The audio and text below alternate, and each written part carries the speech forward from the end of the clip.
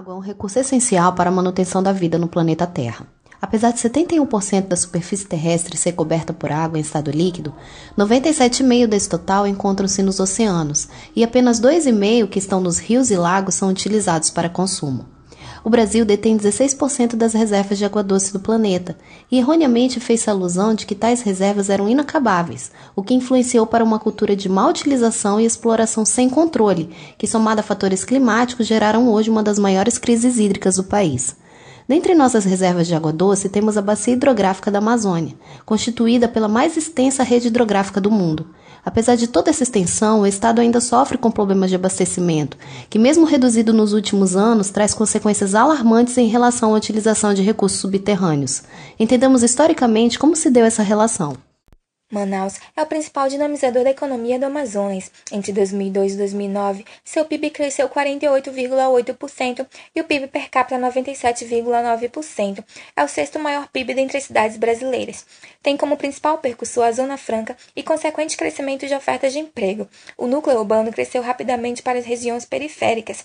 Isso causou uma expansão dispersa, dificultando a implementação de serviços básicos como redes de água e esgoto.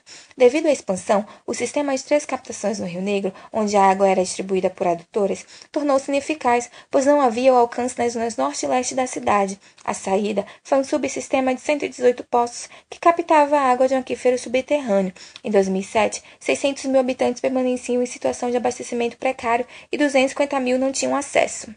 Para tentar solucionar a questão da falta de água, um grande número de poços privados, com profundidades variáveis captando água tanto de lençóis superficiais como mais profundos, complementava o abastecimento da população. Segundo pesquisa do Serviço Geológico do Brasil de 2013, existiam em Manaus pelo menos 10 mil poços com profundidade entre 30 e 150 metros, sendo a maior parte construídos sem autorização de órgãos técnicos e sem acompanhamento profissional, gerando consequências graves ao meio ambiente. Em reportagem exibida no Bom Dia Brasil, em maio de 2014, estudiosos relatam que o uso indiscriminado de água subterrânea através dos poços resultou na redução do nível do lençol freático, causando o risco de afundamento do solo. Antes, era possível encontrar água a pouco mais de 30 metros. Ao longo de quase 40 anos, o rebaixamento do lençol freático chegou a 180 metros em alguns pontos da cidade. Os danos não param por aí. A superexploração de aquíferos e o consequente abaixamento dos reservatórios subterrâneos pode provocar a diminuição das vazões dos rios ou mesmo o secamento de lagos. A água subterrânea tem uma grande importância do ponto de vista ecológico, pois ela garante as vazões dos rios durante os períodos de estiagem.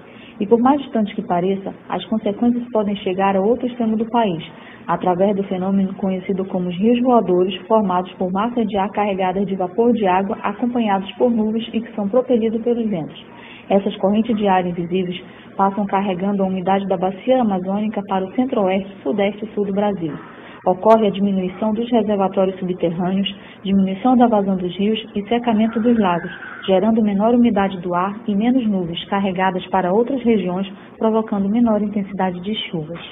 Mas se o uso indiscriminado de poços artesianos é tão prejudicial ao meio ambiente, por que cada vez mais poços são abertos? Segundo a Lei Estadual 3167 de 2007, que regulamenta a política estadual de recursos hídricos no Amazonas, a execução e operação de obras para a captação de águas subterrâneas dependerão de prévio licenciamento ambiental. Além disso, os estudos hidrogeológicos, projetos e as obras de captação de águas subterrâneas, bem como a sua operação e manutenção, deverão ser realizados por profissionais, empresa ou instituições legalmente habilitados, exigindo-se ainda o comprovante de anotação de responsabilidade técnica.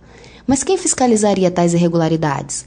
A lei atesta que a fiscalização do cumprimento das normas estabelecidas será exercida pelo IPAAM, o que não inibe ainda a apuração de infrações ambientais, se for o caso, estando os infratores sujeitos a sanções seríssimas não só na esfera civil, mas também na criminal. O cumprimento da legislação seria suficiente para inibir o uso desenfreado de águas subterrâneas em Manaus, mas o que ocorre é que o órgão fiscalizador falha no desempenhar da função, por muitas devido à falta de profissionais ou recursos. Outro fator relevante é a falta de informação dos proprietários dos poços, em sua maioria pessoas de baixa renda, dos riscos que o uso dos mesmos causa não só ao meio ambiente, mas à própria saúde. O resultado é o que já foi relatado, esgotamento de nossos recursos hídricos.